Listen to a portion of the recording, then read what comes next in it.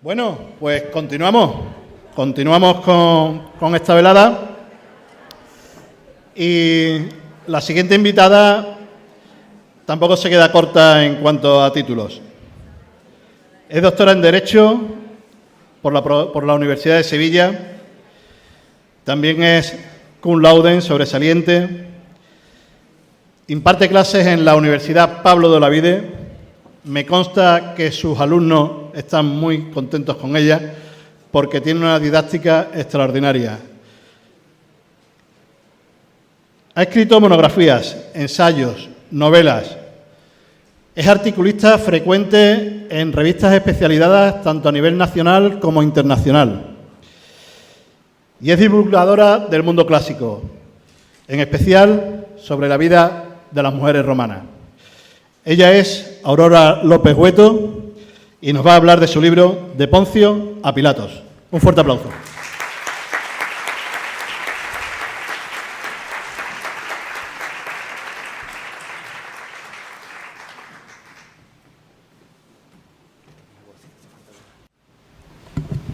Muy buenas tardes. La verdad es que subir después del sorteo no es mal momento. Y también les quería decir, para que vean que aquí nada es casual, que el profesor José Luis González Munuera había estado hablando de la portada del nacimiento. Después hemos sorteado para lo que, para la lotería de Navidad, ¿no? Y ahora yo les diré que los romanos, que es a los que yo más o menos conozco o pretendo conocer, también tenían sus sorteos y sus juegos de azar. Y eran gente profundamente supersticiosa y gente muy, muy amante del misterio. Yo también quiero dar las gracias, como no, al Ayuntamiento por haber permitido que se organicen estas jornadas, a la Asociación Hispal, en la persona, me van a permitir, de Maite, que, bueno, se acordó de mí y pensó que Poncio Pilato podía tener también su parte de misterio, que la tiene, y que podíamos hoy pasar una buena tarde a la romana. Y sobre todo a ustedes, que han venido, que han apostado por la cultura en una tarde-noche de verano, que sabemos que hace calor, que es verano, que apuestan por la cultura y sobre todo que han venido a esta tarde benéfica para ayudar a Cáritas, de la que yo no tengo nada más que decir. Pero sí creo que si hay una palabra en latín que a ustedes se les vendría a la cabeza, pues seguramente sería la palabra Cáritas. Y eso es algo que nos demuestra que está presente en nuestras vidas, en las de todos, de hace mucho, mucho tiempo. Y bueno, y a lo mejor la pregunta es, ¿qué pinta Poncio Pilato en unas jornadas sobre el misterio? Y por eso yo les he querido poner esta pregunta nada más empezar. Una pregunta que tiene mucho que ver con lo que es el misterio. ¿Y qué es la verdad? Esta frase, esta pregunta, en latín, quides veritas, debió pronunciarla Poncio Pilato, no sabemos si en un tono sarcástico, como dicen algunos, sus detractores, si en un tono realmente apesadumbrado ante la magnitud del momento que estaba viviendo ante Jesús de Nazaret. Pero esta pregunta, desde luego, nos sirve para arrancar con esta figura a la que creo que todos conocemos o creemos conocer, y si yo les preguntara, y les voy a preguntar, para ustedes, ¿quién era Poncio Pilato? ¿Qué palabra se les viene a la cabeza si yo les pregunto quién o qué era Poncio Pilato? ¿Qué me dirían? De su nacionalidad, por ejemplo, ¿qué me dirían? Romano, efectivamente, Poncio Pilato era un romano. De su trabajo, ¿qué me dirían? ¿A qué se dedicaba Poncio Pilato? Juez, gobernador, político, militar. Todo lo que han dicho es verdad. A nosotros nos puede llamar muchísimo la atención que alguien pueda ser político y juez. Bueno, nos debe llamar la atención, desgraciadamente hay ocasiones en las que las cosas se mezclan, pero en estos tiempos, en los tiempos romanos, que lo habitual era la mezcla, allí no había separación de poderes. Y también era militar, por supuesto que sí. Entonces, de todos estos conceptos que ustedes tienen, de que Poncio Pilato era un ciudadano romano, político, que en un momento de su vida fue juez, y que efectivamente también tenía una faceta militar, componiendo todo este puzzle, creo que llegamos a la conclusión de que Poncio Pilato existió, que ya es bastante, porque estamos diciendo que Poncio Pilato es un personaje histórico. Claro, ¿cómo demostramos que Poncio Pilato es un personaje histórico? Esa es la primera de las dificultades cuando nosotros nos enfrentamos a él. Cuando a mí me encargan hacer este libro de Poncio a Pilato, yo me quedo un poco sorprendida porque también tengo la sensación de que lo conocemos, de que muy poco hay que decir de Poncio Pilato. Y lo primero que yo hago, ya un poco por deformación, es buscar en la historia, bucear en la historia. Sabemos que tenemos el relato de los evangelios donde se le menciona con su nombre, podríamos decir nombre y apellido, aunque eso también lo podemos explicar luego.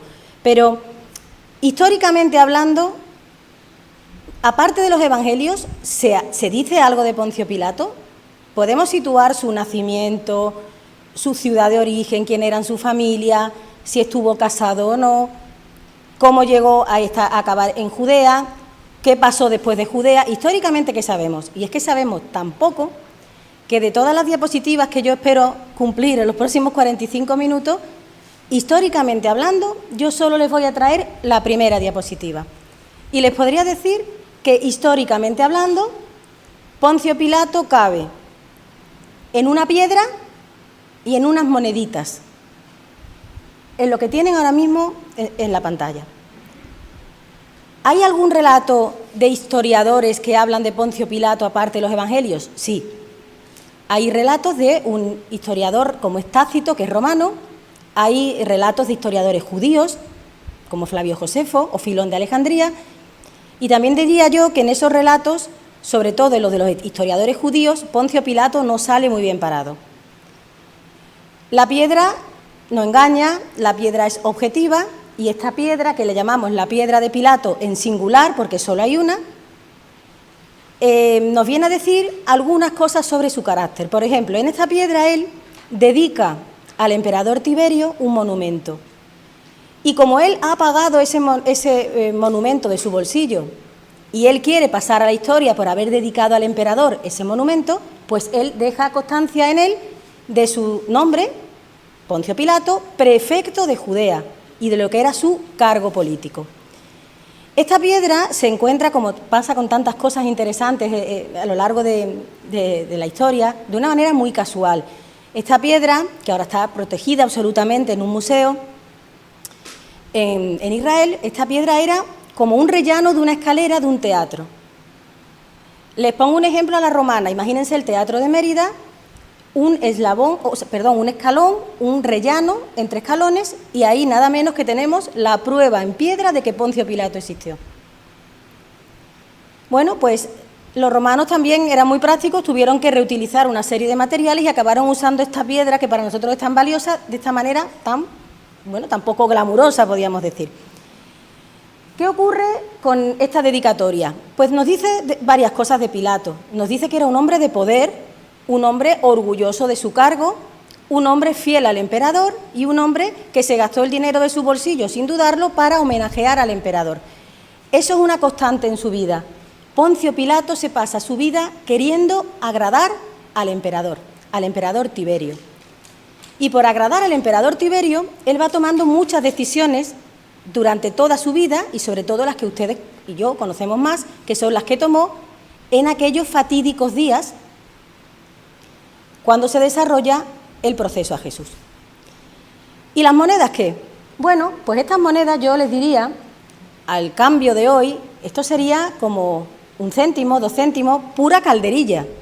No son monedas de oro, no son monedas de plata, son unas monedas de cobre, pero Poncio Pilato, entre todos esos poderes que tenía un gobernador de Judea, tenía el poder de emitir moneda.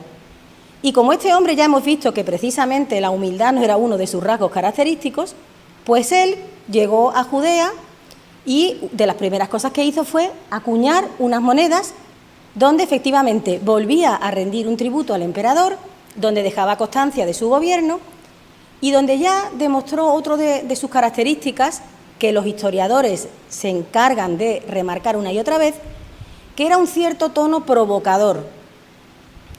Pilato no era un hombre fácil, Pilato era un hombre polémico. Y Pilato llega a una tierra hostil, donde los romanos son los ocupantes, los opresores, donde ya le han advertido que los judíos tienen una forma de enfocar la vida, la religión, la familia, diferente a los romanos, y que no van a ceder a lo que es la romanización, y aún así él se empeña desde el primer momento que llega a Judea en intentar demostrar que aquí mandan los romanos, yo soy romano y represento al emperador, y aquí se debe hacer lo que Roma quiera, aunque vamos a intentar ser tolerantes, vamos a intentar ser flexibles en la medida de lo posible, pero no me lo pongan muy difícil. Y por eso en estas monedas a él se le ocurre la brillante idea de incluir unos símbolos religiosos que representan al paganismo. Estas moneditas, aunque sean calderillas, son una auténtica ofensa al pueblo judío. Por ejemplo, ahí se representa un báculo, se representaba también un vasito que se utilizaba en las ofrendas. Todo esto son símbolos del paganismo. Y en una población como la judía esto cae desde luego como un auténtico insulto. Aparte de esto, dicen los historiadores judíos que Pilato cometió otra serie de actos bastante poco sensibles, como poco, cuando no cruentos contra el pueblo judío. Pero ya digo que las narraciones de los historiadores a veces son muy, muy interesadas.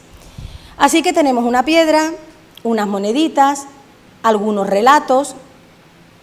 Los romanos se ocuparon muy poco de Poncio Pilato. Tácito, que ya conocen que es un gran historiador, simplemente le dedica un par de líneas donde dice que Pilato mandó crucificar al líder de una secta de los judíos. Porque en aquellos momentos, cuando Tácito está narrando en las primeras persecuciones a los cristianos, quiere dejar como rastro, entonces piensen que a los cristianos se les culpa del incendio de Roma, nada menos, por el emperador Nerón, quiere dejar rastro de Pilato fue el que al final intentó meter esta secta un poco en cintura, pero al final esto se ha expandido y tal. 2 líneas, o sea que fue un político más de su tiempo, un hombre que tuvo poder, que tuvo 10 años para demostrar ese poder, pero que luego llega un momento que cae en desgracia como tantos políticos. Cayó en desgracia por envidias, por mala sintonía con lo que eran sus superiores. Los judíos apretaron y apretaron para que Pilato al final saliera de Judea. Sabemos que al final, después de 10 años allí, a Pilato lo llama el emperador a Roma para que rinda cuentas de lo que ha estado haciendo. Y a partir de ese momento, Pilato queda como envuelto en una nebulosa y la historia lo engulle. Y Pilato desaparece de la historia. Y a partir de ahí, Pilato se convierte en un mito, en un icono. Yo diría en un icono casi cultural. Si nos da tiempo, a Pilato se le dedican canciones de rock. Pilato ha sido interpretado en el cine en numerosas ocasiones. Literatos, algún premio Nobel han escrito sobre él. De los evangelios apócrifos sí vamos a hablar. O sea que desde el siglo II después de Cristo ya Pilato es un personaje literario. De la Semana Santa de Sevilla, ¿qué les digo? De Sevilla, de la provincia y de otras muchas localidades. Pilato tiene siempre un papel protagonista en muchos de los misterios. Así que el Pilato histórico, aunque a mí me encantaría poder hablarles de la historia de Roma, que es a lo que al final yo y al derecho romano me dedico, el Pilato histórico lo vamos a dejar en esta primera diapositiva. Porque es que enseguida yo hablaría, ya que estamos, el misterio, creo que una de las claves del misterio es siempre la duda, la pregunta. Pues aquí Pilatos es que son todo dudas sobre él. Pilatos es misterioso desde el primer momento, desde su nombre, porque sabemos Poncio Pilato, son 2 nombres, los romanos tenían 3. Luego ya de momento nos falta su nombre de pila. Poncio sería como el apellido, los Poncios es una familia y Pilato es un apodo. Así que su nombre ya no lo tenemos completo. ¿De dónde eran? ¿Eran romanos? ¿Eran de las provincias? Parece que el origen de su familia pudo ser de los samnitas, que era un pueblo del norte de Italia. Pero tampoco hay unas pruebas sobre esto. ¿Era militar? ¿Su familia era de militares? Parece que sí. Porque el mismo Pilato, la palabra Pilato significa lanza, jabalina, la que utilizaban los militares. Y otra cosa, nadie llega a gobernar Judea, que es una provincia muy, muy problemática, si no tienes una base militar, un carácter militar y una capacidad de implantar allí el orden. ¿Estaba Pilatos bien relacionado? tenía un buen enchufe para llegar a gobernar una provincia como Judea. Porque si es un hombre poco conocido, del que no sabemos nada, del que incluso su familia podría ser una familia no de la aristocracia, sino de un segundo orden, ¿cómo se le da un premio, que al final lo era? Porque el gobernador de las provincias, les aseguro que si todo iba bien, volvía de las provincias riquísimo. ¿Estuvo casado?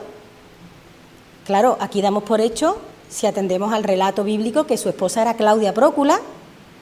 Por cierto, que el nombre de Claudia Prócula no aparece en los evangelios. Esto es un nombre también de la tradición y de los evangelios apócrifos. ¿Era normal que un hombre de su edad en su tiempo estuviera casado? Podía ser un hombre casado, separado, viudo, divorciado. ¿Era normal que si estaba casado viajara con su esposa a una tierra tan lejana? Eso sí que les aseguro que no era lo normal. Posiblemente recibieron algún permiso, posiblemente porque estaban bien relacionados, para que su esposa lo acompañara, porque los romanos solían separar lo que era la familia del trabajo, y a los emperadores, sobre todo en este tiempo, les parecía que si el gobernador viajaba con su familia, eso al final podía acabar causando distracciones. Entonces, si verdaderamente viajó con su esposa, aparte de que estaban bastante unidos, revelaría que era alguien bien relacionado, que le dieron como un poco de permiso, de licencia. Y la última clave, que es importante, ¿era Pilato antijudío? Si hacemos caso a los historiadores judíos, desde luego era un hombre insensible, violento, iracundo, y un hombre que desde que llegó allí tuvo como idea principal molestar al pueblo judío, intentar romanizarlos y que actuó de una manera bastante despreciativa. Pero ya digo que esos son unos relatos que nos pueden parecer algo interesados. Y también es cierto, si nos da algo de tiempo hablamos del proceso a Jesús en sí, que en el proceso a Jesús Pilato muestra, frente a los judíos que están allí acusando a Jesús, muestra mucha incomodidad. Incomodidad por todo, por la hora a la que han llegado al palacio, por los modos, porque no quieren entrar porque piensan que se contaminan allí como les dice su religión, por la insistencia por condenar a un hombre al que él de verdad no ve culpable de algo tan grave, por la presión que ejercen sobre él. Un poderoso militar romano no quiere que le estén presionando, esa presión ambiental que soporta Pilato allí en su palacio. Entonces, hay rasgos para pensar que fue antijudío y al final de su mandato es cierto que acabó de vuelta a Roma por haber reprimido violentamente en la región de Samaria una manifestación que era bastante más pacífica de lo que él creyó y ocasionando bastantes fallecidos. En fin, estas son algunas dudas sobre Pilato. Estos son los escenarios que él pisó.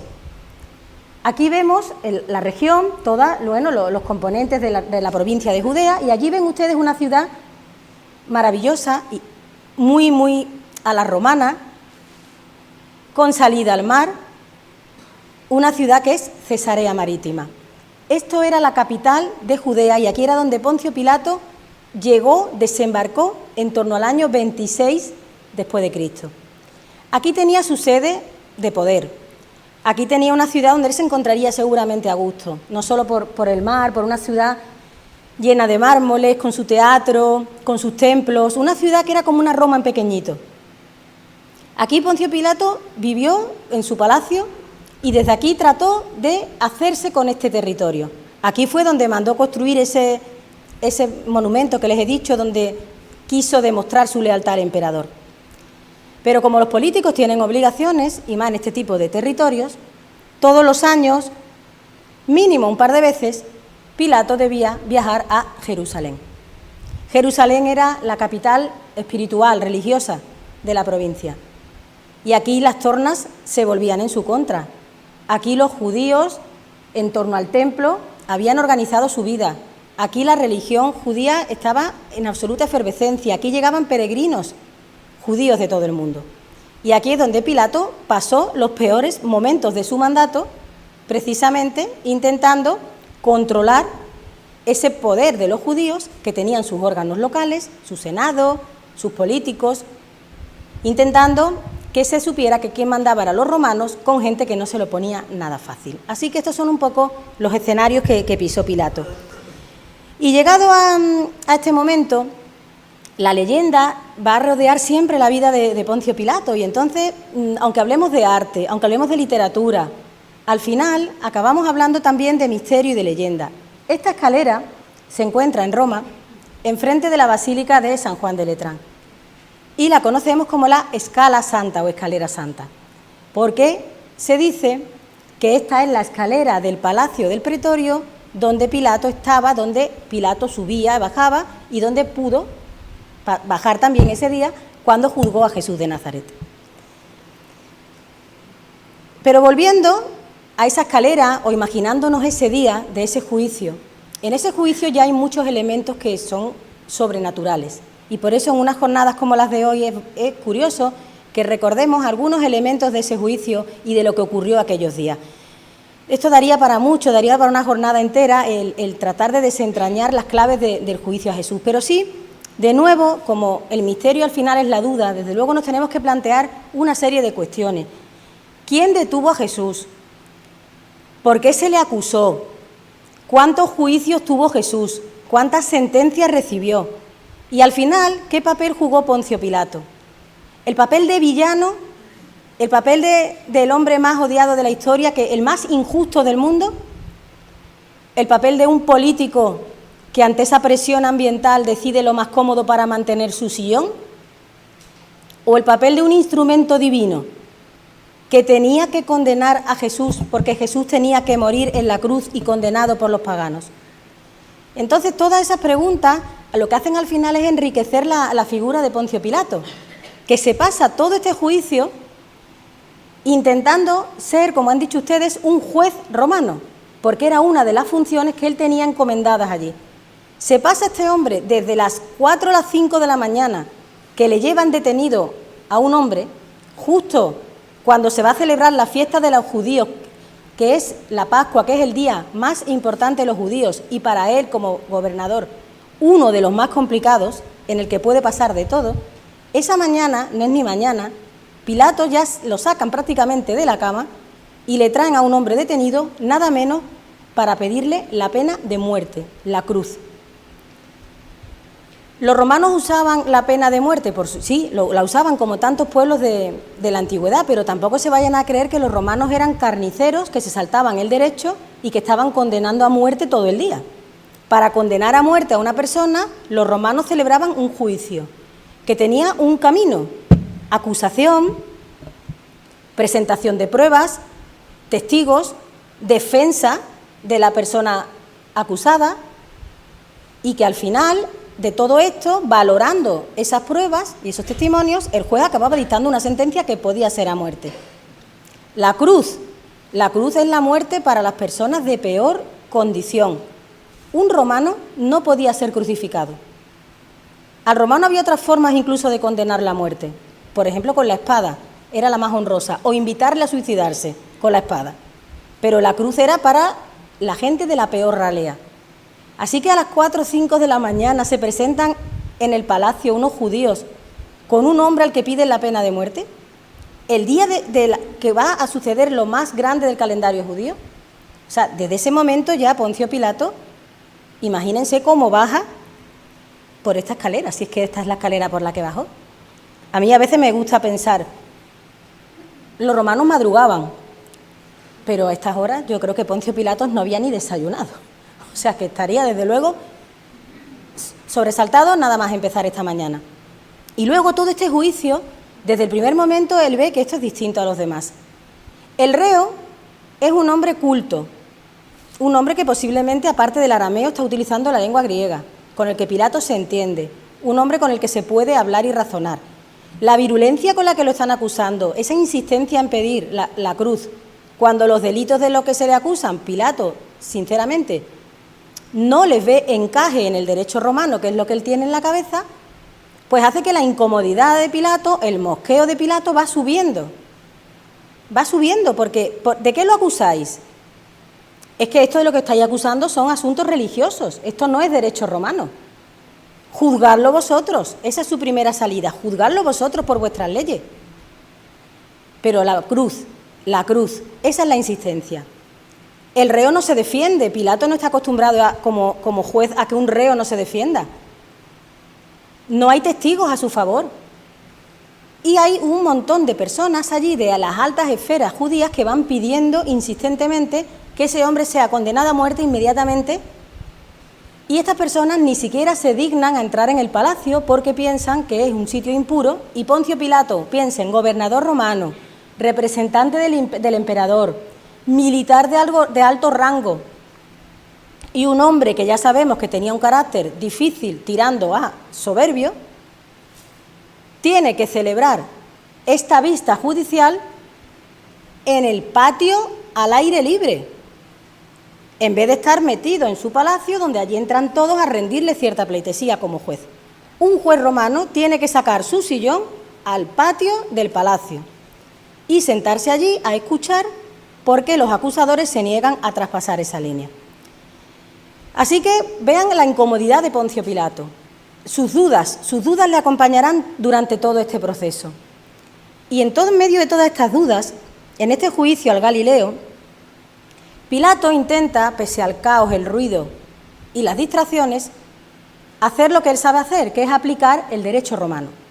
Y entonces él empieza a montar un juicio a la romana, en unas condiciones que no son las idóneas.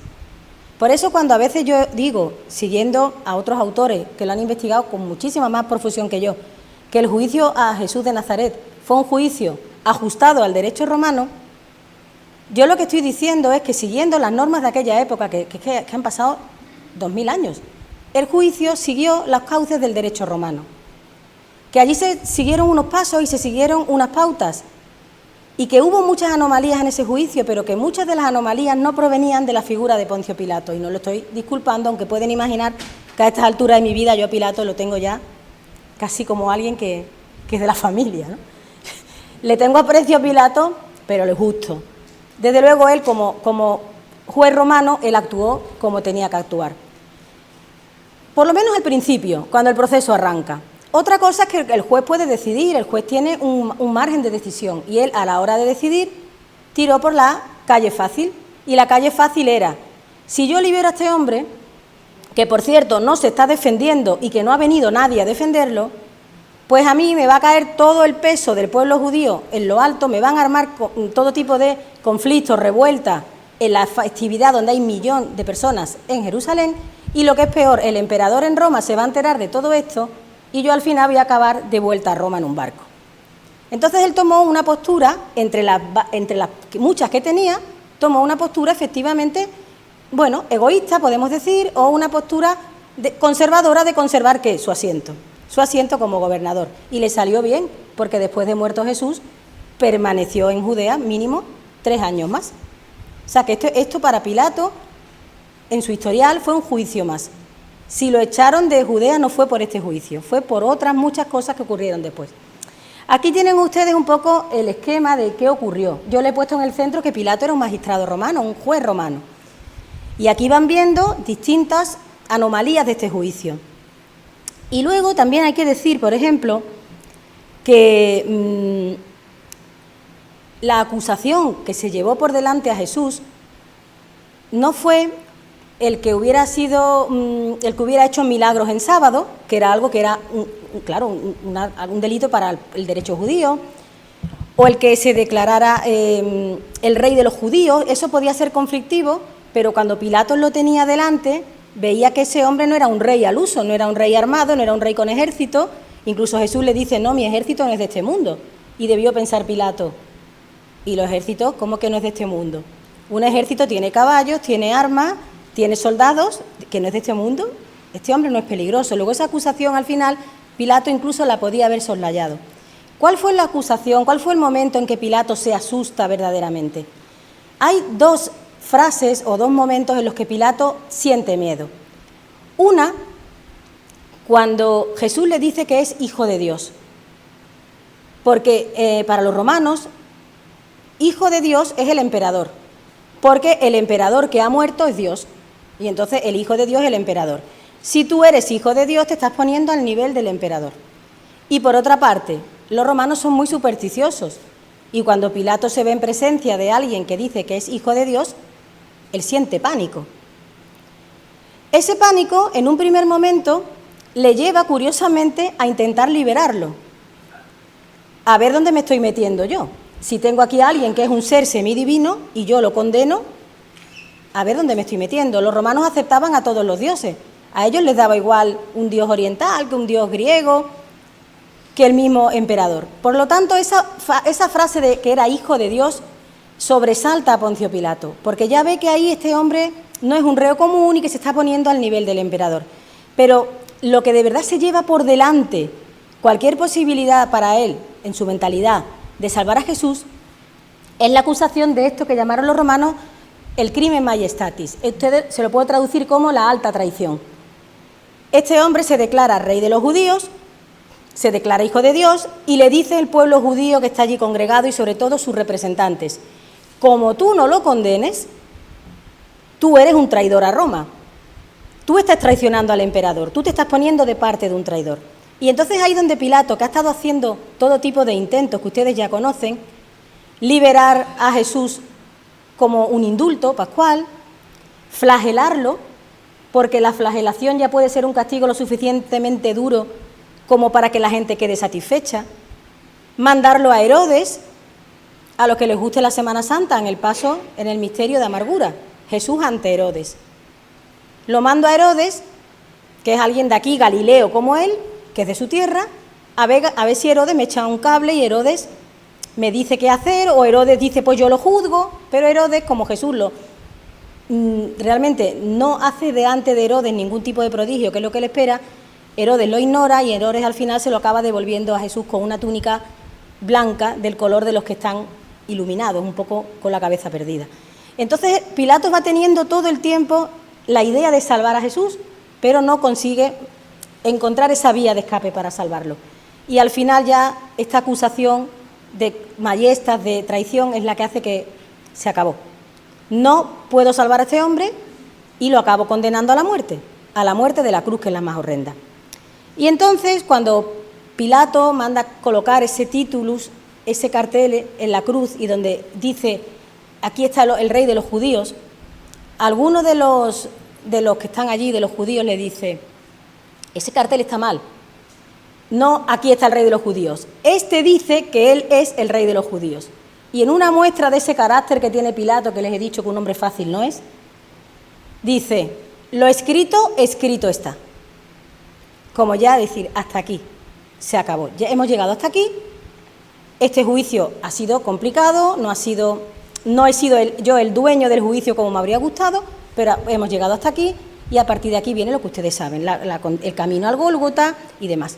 Y alguno estará echando de menos uno de los eventos más célebres o más repetidos siempre cuando se habla de Poncio Pilato en el juicio. ¿Qué es cuál? El lavado de manos. ¿Se lavó las manos o no se lavó las manos? Esto es otro misterio. Pues yo les diría que, ¿por qué no? Pudo ser. El lavatorio de manos era un gesto muy, muy judío. Entonces todos los judíos que estaban allí, si vieron a este hombre lavarse las manos, entendieron que él estaba descargando su responsabilidad, porque él en algún momento incluso descarga esa responsabilidad en el sentido de vosotros sois los que lo estáis pidiendo la condena, que esta sangre recaiga sobre vosotros, yo me lavo las manos. Entonces, si este hombre es tan soberbio, tan antijudío, ¿cómo se le ocurre rebajarse a hacer un gesto que no es propio de su cultura? Resulta que el lavado de manos tampoco era algo tan ajeno a los romanos y los griegos también lo utilizaban. No era un acto obligatorio dentro de un juicio, pero no era un acto extraño. Los magistrados se lavaban las manos al hacer ciertas ofrendas, ¿por qué no? Luego, el lavado de manos pudo ser como un gesto para que todos los que estaban allí, entre el ruido, las voces, vieran este gesto y entendieran que el romano lo ha condenado, pero tiene sus dudas y al final quiere descargar la responsabilidad sobre los demás. Ese es el gesto de lavarse las manos. Yo esta mañana les prometo que he mirado en internet y he encontrado referencias a políticos actuales de hace una semana, no sé quién, no diré quién, se lava las manos en tal asunto. Es que eso ocurre, o sea, es que todos los días se nombra a Poncio Pilato en algún lugar del mundo. En el credo católico, sí, pues claro, en el credo católico padeció bajo el poder de Poncio Pilato. Es el único nombre propio que se dice en el credo y es el nombre del máximo enemigo de Jesús, de un pagano que no es ni cristiano, y su nombre se pronuncia en el credo. Hay interés en unir el nombre de Poncio Pilato al nombre de Jesús. ¿Por qué? En el concilio que se decide el credo católico, en el concilio de Nicea se aproximan esos dos nombres. Hay muchas explicaciones, algunas más mistéricas que otras. Realmente puede ser que se quiera contraponer el poder en la tierra contra el poder celestial. Otra posibilidad es que se quiera decir, Jesús fue un personaje que existió, que es historia. Y aquí os ponemos el nombre de Poncio Pilato, que fue historia y que estuvo allí. Pero al final, todos los días, en todas las iglesias del mundo se está nombrando a Poncio Pilato. En la prensa, por supuesto. Porque Poncio Pilato, y es a lo que yo quiero pasar ahora, Poncio Pilato, aquí cerramos un capítulo, que es el capítulo de Poncio Pilato, histórico, juez, militar, lo que me dijeron al principio. Pero es que a partir de ahora, Pilato es leyenda, es un icono, yo me atrevería a decir también cultural, porque ya les digo que se le menciona todos los días en ámbitos muy diferentes al de la religión.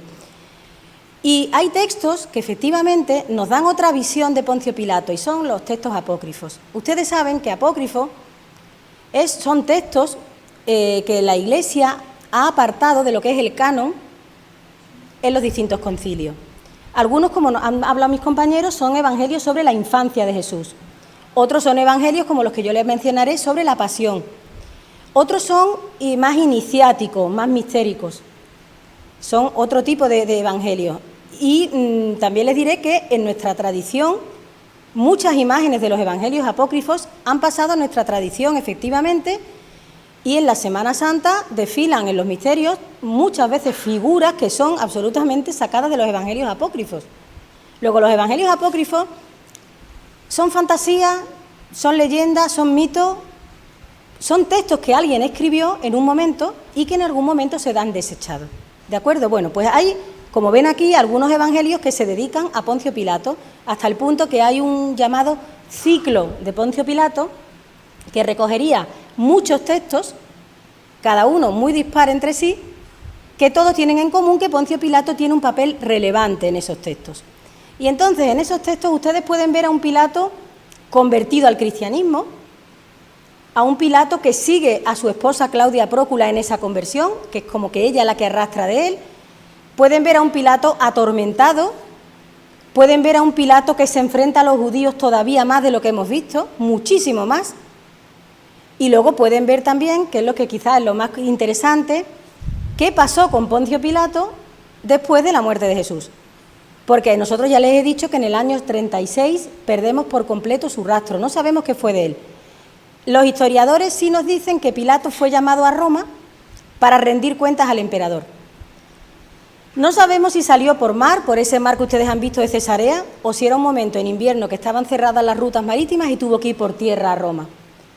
Por las fechas, parece ser que cuando él llega a Roma, el emperador acaba de morir, lo cual puede ser una señal de que Poncio Pilato va a salir indemne. No hay ya quien lo juzgue. Hay un cambio de emperador, el nuevo emperador a lo mejor no tiene en la cabeza lo que ha pasado en Judea. ¿Pudo aprovechar Poncio Pilato esa confusión para escapar, para autoexiliarse, para sacar sus propiedades a su familia e irse a otro lugar de Europa? ¿O fue apresado al llegar? ¿Lo juzgó el emperador moribundo o lo juzgó el nuevo emperador? ¿Lo juzgó el Senado romano, que en algún momento podía tener funciones jurisdiccionales? ¿Se suicidó Poncio Pilato ante el miedo a una condena? Es que no lo sabemos. Y, desde luego, en los evangelios apócrifos hay muchísimas opciones sobre cómo fue ese destino de Poncio Pilato una vez que abandona Judea y que llega a Roma. Son textos que yo les recomiendo, hay textos muy interesantes. Para empezar ya, no deja de ser curioso que se una su nombre al de Nicodemo, que saben que es un personaje secundario de la Pasión, que era un hombre rico, un hombre judío bastante poderoso, que seguía a Jesús en silencio, en secreto. José de Arimatea, que era también un miembro del Sanedrín, del Senado, era un hombre que abiertamente, parece que al menos reclamó el cuerpo de Jesús para enterrarlo. Nicodemo, pues se representa muchas veces con José de Arimatea cargando el cuerpo de Jesús. Piensen en el misterio, por ejemplo, de Santa Marta, la Quinta Angustia, todos los descendimientos, siempre suele haber dos hombres. El caso es que a Pilato se le relaciona con este Nicodemo. Hay algunos libros, algunos textos donde hay conversaciones muy filosóficas, muy interesantes entre ellos dos. ¿Eso puede decir que Pilato conocía ya a Jesús antes de tiempo o que incluso le pudiera parecer atractivo su mensaje? Más misterio sobre su figura. Pilato se relaciona muchas veces con Judas, que eso sí que es algo sorprendente, son como los dos grandes villanos de la historia, el traidor y el cobarde. Y a veces, para juntar ya a una tríada, a Herodes y Judas, Herodes y Pilato, en muchos textos de la Edad Media, acaban también formando una especie de casi banda, entre ellos tres, una asociación, donde son efectivamente el cobarde, el traidor y el hombre más corrupto que había en aquellos tiempos en la zona que era Herodes. A Pilato se le relaciona entonces con todas las personas que han causado de alguna manera el mal, pero también hay que decir que en estos textos apócrifos a veces encontramos otro tipo de imagen mucho más amable de Pilato. Vemos a Pilato que manda extender una capa cuando entra Jesús a declarar, como se hace con los reyes. Vemos a un Pilato que acaba yendo a los judíos después de la muerte de Jesús a obligarles a leerse todos sus textos sagrados para que los judíos acaben reconociendo que Jesús era verdaderamente el Mesías y el Hijo de Dios. Vemos a un Pilato enfurecido en estos textos, intentando hacer más de lo que hizo en lo que son los textos canónicos. Y luego hay todo tipo de leyendas, y quiero ir un poquito rápido para no abusar. Esta es la frase que daba lugar al principio de la presentación. ¿Y qué es la verdad? Esa frase que Antonio Puente también conoce y que da para tanto, para un tratado de teología, de filosofía, en un sentido escéptico. ¿Y qué es la verdad? Es una forma de dirigirse a un reo que está maltrecho, que está en un momento abandonado. Es una forma de decirle al reo, ¿me vas a hablar ahora aquí de filosofía con la situación que tienes, que tu vida pende de un hilo, que yo puedo liberarte y me vas a hablar de la verdad, nada menos? O puede ser una duda, un pensamiento en voz alta, ¿y qué es la verdad? ¿No? El caso es que hasta en los apócrifos, que muchas veces siguen el camino de los evangelios, San Marcos, San Lucas, San Juan, San Mateo, en los apócrifos a veces también se retratan este tipo de escenas, pero siempre alterando alguna palabra. Bueno, pues independientemente de los apócrifos, yo les quiero decir que la literatura, sobre todo en la Edad Media, empezó a configurar la muerte de Pilato como un hecho monstruoso, horrible, y se inventaron todo tipo de muertes, ninguna tranquila, en paz, para este hombre. Pilato encerrado en un pozo lleno de ratas. Pilato arrojado al río Tíber.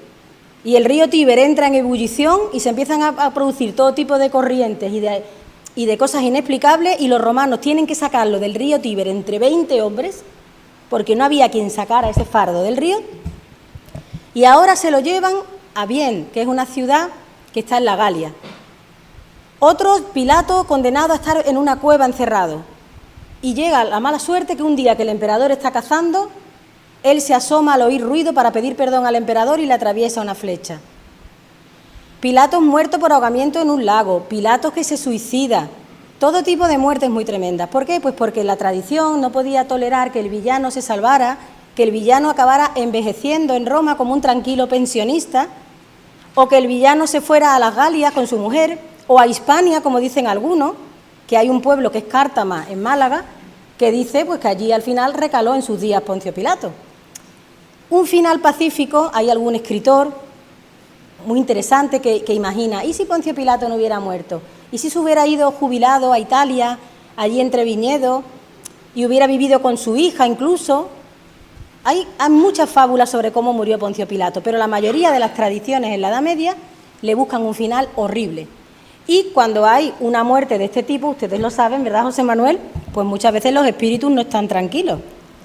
Y entonces el alma de Pilato ha podido vagar por distintos montes, lagos, cuevas. Hay un balcón de Pilatos en los Alpes, el monte Pilatus en los Alpes, donde han ido tradicionalmente mucha gente de excursión, porque se decía que allí se aparecía el espíritu de Pilato, que allí había todo tipo de fenómenos naturales que no se podían explicar.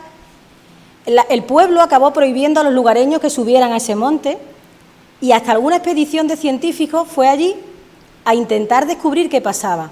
Los científicos, algunos volvían aterrorizados, no sabemos si por su gestión o porque efectivamente ese día la naturaleza se conjuraba contra él. Ya por última se decía que había como un pacto y Pilato solo se aparecería los viernes, con lo cual lo que estaba prohibido era subir al monte Pilatos el viernes, que se pueden imaginar era el día que todo el mundo subía a ver a Poncio Pilato, como haría José Manuel si estuviera allí. Seguramente. Entonces, claro, que Pilato se aparece los viernes y nos prohíben, pues este es el día que vamos. Y efectivamente, leyendas y leyendas. ¿Y cómo descansó este hombre? Es que la cosa era que Pilatos no podía descansar. Si es que hay un cruce maravilloso que dice que el judío errante se cruzó con Poncio Pilato en algún momento. Leyendas las que ustedes quieran, de todo tipo, truculentas. Disparates también alguno que otro, como que la Magdalena fue a pedir al emperador Tiberio que no condenara a Jesús. Son cosas absolutamente ahistóricas, pero hay alguna iglesia con unos frescos muy bonitos donde se ve a la Magdalena delante del emperador. Hay también, bueno, que la Verónica llevó el paño, el santo paño, al emperador Tiberio, que tenía como una especie de lepra para que se curara. Todo esto viene en los apócrifos. Que el emperador Tiberio abroncó a Pilato cuando se enteró que había condenado al médico. Decía Tiberio, ¿cómo has podido matar a este médico? Que es el que me habría podido curar a mí y a mi hijo, que también tenía una enfermedad que lo hizo morir pequeño. Total, que hay todo tipo de leyendas, de cruces con personajes imposibles. Y esa es la grandeza del mito de Pilato, que es un personaje que durante toda la Edad Media se está escribiendo de él, que se le ha representado en obras de teatro, por ejemplo en Inglaterra. En las fiestas del Corpus Christi pues se hacen como unas camionetas donde se representan actos sacramentales, y Pilato es uno de los actores estrella. Pilato cobra más que Jesús de Nazaret, o cobraba más que Jesús de Nazaret cuando actuaba en esos actos sacramentales, porque era un personaje que estaba todo el rato entrando, saliendo, se le aparecía el demonio, negociaba con Judas. Entonces era un hombre que tenía un traqueteo en el escenario tan grande que le pagaban una barbaridad. Y a Pilato lo identificaban muchas veces, los que estaban viendo estas obras en Inglaterra, lo vestían no a la romana, lo vestían como un lord, como un conde inglés. La gente le tiraba al pobre tomate, le chillaba, lo abucheaban, porque Pilato ha representado en muchos aspectos de la literatura el poder. El poder, el que manda, el malvado que nos oprime, y por eso para Pilato era un poco, bueno, pues alguien a quien la gente iba a gritarle, a chillarle, y por eso también sería seguramente por lo que cobraba más como actor en esos momentos. Así que teatro, literatura, pintura, escultura, la Semana Santa, por supuesto, que es un mito, canciones, donde quieran se van a encontrar a Poncio Pilato. Yo les he traído aquí la supuesta tumba de Poncio Pilato en Vienne, que es esa ciudad de la Galia. Bueno, aquí ellos están convencidísimos que ahí está enterrado Poncio Pilato, pero por supuesto esto no está absolutamente demostrado. Aquí narramos algunas de esas truculencias sobre su muerte, como cuando se le arrojó al río Tíber. Y por avanzar otro poquito, yo si quiero, yo no sé qué tiempo me queda, pero ¿eso que son 5 minutos? Bueno, pues Claudia se merece al menos uno, me van a perdonar. Claudia pudo ser la amante esposa de Poncio Pilato. Su nombre también proviene de los apócrifos, es un personaje muy querido en los apócrifos. Es una mujer que efectivamente primero intenta que su marido no condene a Jesús, porque Claudia sueña, parece ser, de una manera muy agitada, que va su marido a cometer un gran error y una injusticia si condena a Jesús de Nazaret. Y por eso Claudia intenta, esto lo diré ahora, intenta prevenir a Poncio Pilato con un sueño que pudo cambiar el curso de la historia de la humanidad. Y Pilato no la escuchó. ¿Qué soñó Claudia? Que Pilato iba a cometer una injusticia, y así se lo manifestó. ¿Era normal que la mujer de un gobernador estuviera asistiendo al juicio? En primera línea y asistiendo al juicio allí como una más, posiblemente no, pero estaban en su palacio. No tiene nada de extraño, como en la película de Mel Gibson, que Claudia estuviera asistiendo al juicio en una posición más discreta. Ella intentó hacerle ver que no podía condenarlo, pero Pilato no la escuchó. Los sueños se podían utilizar, y esto les va a sorprender, en el derecho romano como prueba en un juicio.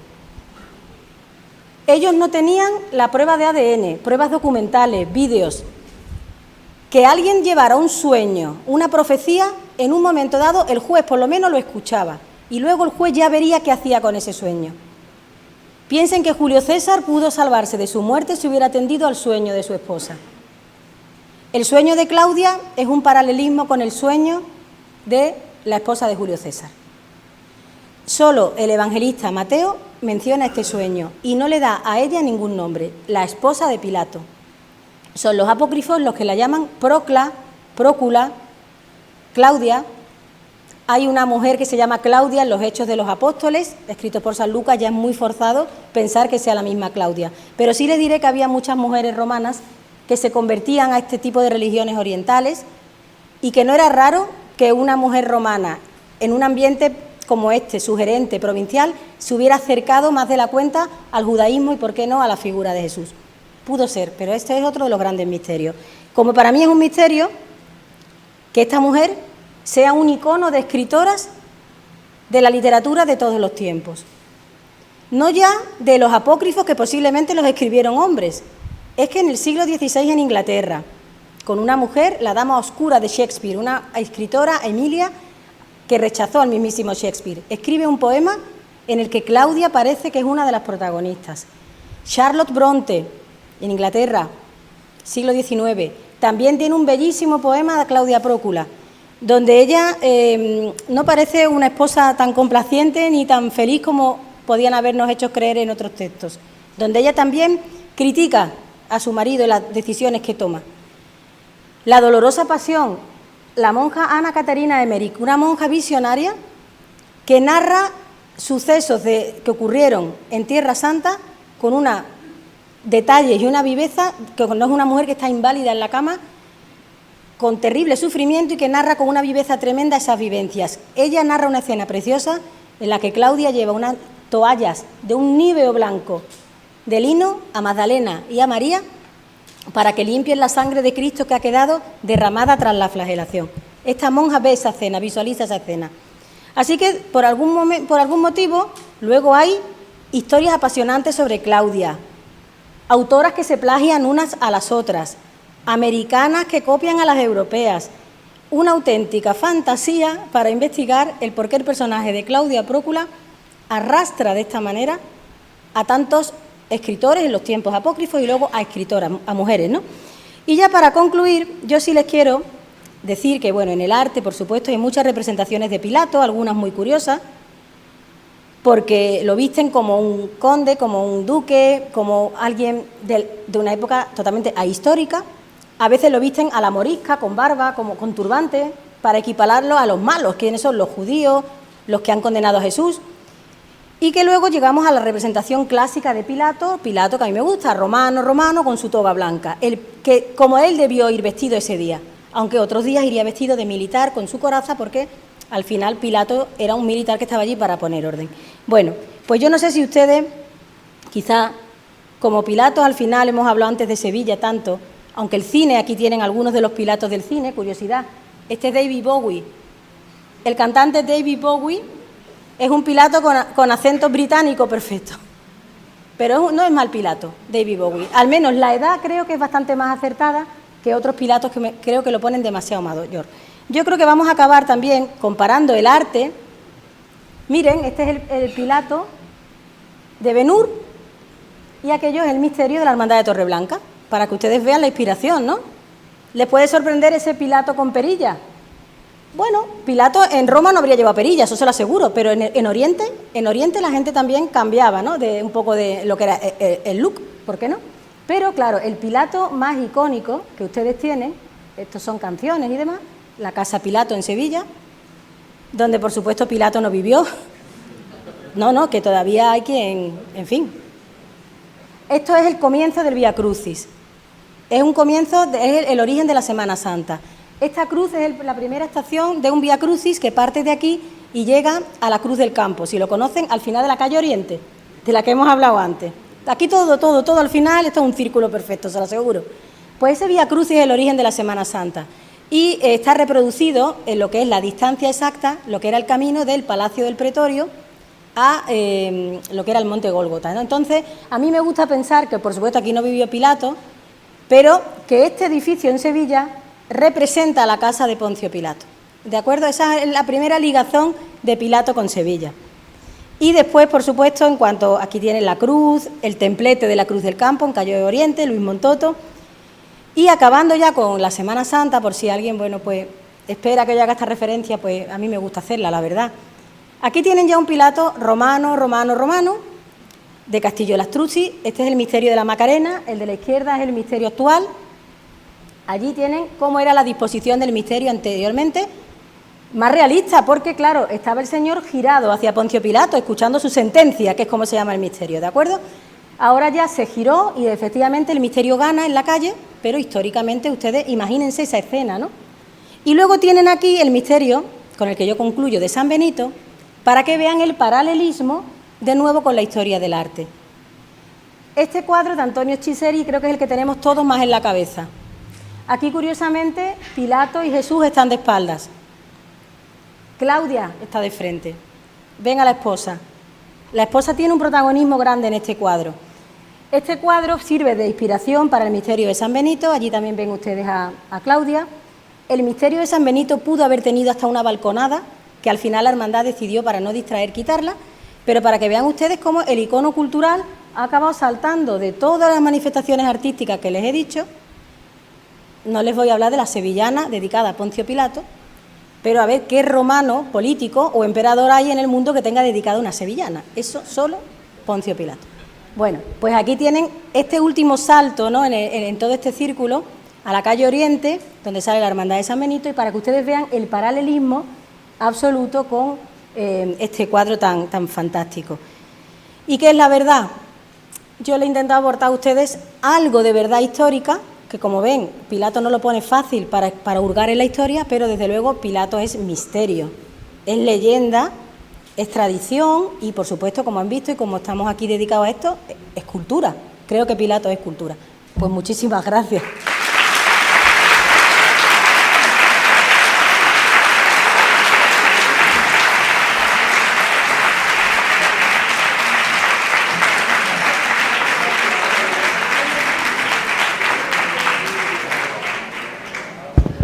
Nos ha vuelto a confirmar que detrás de un hombre importante siempre hay una gran mujer. En este caso, Claudia.